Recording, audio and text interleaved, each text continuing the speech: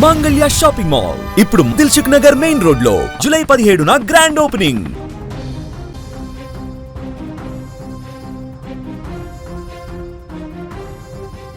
తండ్రి చివరి చూపు కోసం ముద్రగడ కూతురు పోరాటం చేస్తుంది. ఇప్పటికే కిర్లంపూడి గ్రామంలో కొంత ఉద్రిక్త వాతావరణం ఈ విషయంలో కొనసాగుతుంది. ఇప్పటికే ఒకసారి క్రాంతి అక్కడికి వచ్చి తన తండ్రి భౌతిక కాయాన్ని చూడడం కోసము కన్నీటి పర్యాంతమవుతూ వెళ్ళేటువంటి క్రమంలోనే అక్కడ తన తల్లితో పాటుగా మిగతా బంధువులందరూ కూడా ఎట్టి పరిస్థితుల్లో క్రాంతి లోపలికి రాకూడదు అనేటువంటి విషయాన్ని పోలీసులకు చెప్పడంతో మొదట తను ఉదయం అక్కడికి వచ్చినటువంటి సందర్భంలో కిర్లంపూడి ఊరి అవతలనే క్రాంతిని కాసేపు ఆపడం జరిగింది. ఆ తర్వాత పోలీసులకి వాళ్ళకి అందరికీ కూడా నా తండ్రిని చూడాలి, చివరి చూపు చూసుకోవాలని చెప్పేసి రిక్వెస్ట్ చేసిన సందర్భంలో పోలీసు బందోబస్తు నడుమ ఇంటి వద్దకు తీసుకువెళ్ళి భౌతిక కాయం ఉన్నటువంటి ప్రాంతానికి క్రాంతినికి తీసుకొని వెళ్ళడం జరిగింది. అక్కడ భౌతిక కాయం దగ్గరికి వెళ్ళిన తర్వాత తీవ్రమైనటువంటి భావోద్వేగానికి గురై కన్నీటి పర్యాంతమై తన తండ్రిని చివరి చూపు చూసుకుంటున్నటువంటి సందర్భంలోనే అక్కడ ఉన్నటువంటి మిగతా కుటుంబ సభ్యులతో గొడవ కూడా వాగ్వాదం కూడా చోటు చేసుకొని కొంత ఉద్రిక్త వాతావరణం అయితే నెలకొన్న సిచ్యువేషన్ మనం చూసాం. ఈ నేపథ్యంలో అక్కడి నుంచి ఒక 2 minutes ఉన్నటువంటి సందర్భంలోనే పోలీసులు మరలా క్రాంతిని అక్కడి నుంచి బయటికి తీసుకురావడం జరిగింది. ఎందుకంటే అక్కడ ఉద్రిక్త వాతావరణం నెలకొంది. మిగతా కుటుంబ సభ్యులు అపోజ్ చేస్తున్నారు, అక్కడ కొంత అడ్డుకునేటువంటి ప్రయత్నం చేస్తున్నారు. అది కాస్త గొడవకు దారితీసి ఇంకా మరింత హీట్ వాతావరణం పెరిగేటువంటి అవకాశం ఉన్నటువంటి పరిస్థితి చూసి పోలీసులు వెంటనే ఒక 2 minutes ఉంచి భౌతిక కాయం వద్ద క్రాంతిని వెంటనే బయటికి తీసుకురావడం జరిగింది.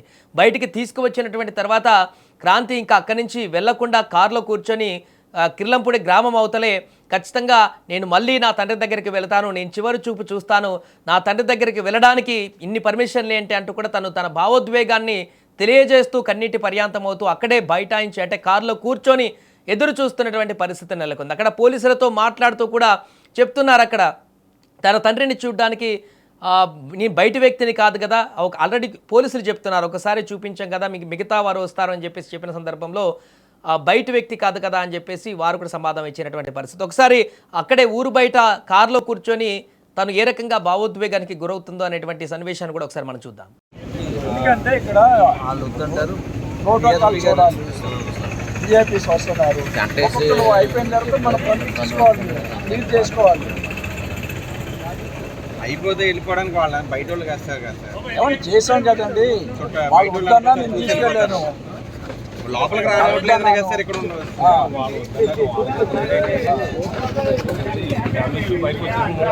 సార్ టెంట్ కూర్చుంటే మీకు ఇబ్బంది.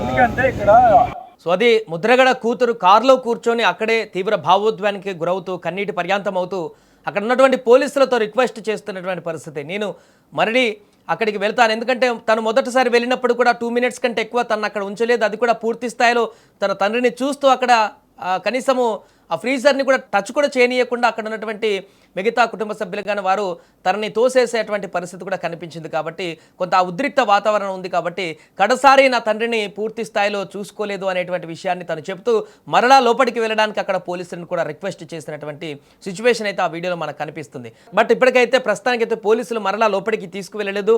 ఊరు బయటే అదే కారులో కూర్చొని అక్కడ వెయిట్ చేస్తుంది క్రాంతి.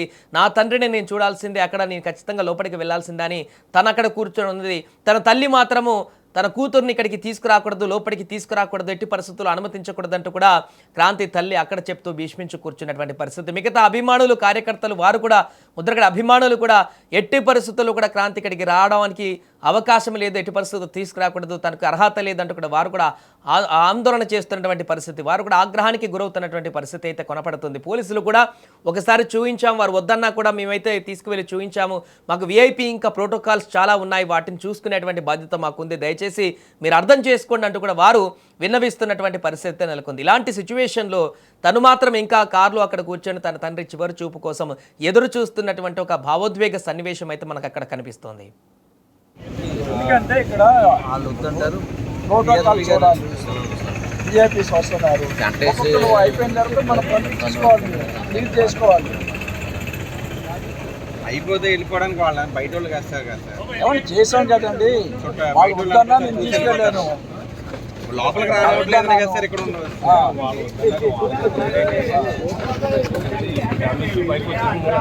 సార్ టెంట్ వేసి కూర్చుంటే మీకు ఇబ్బంది.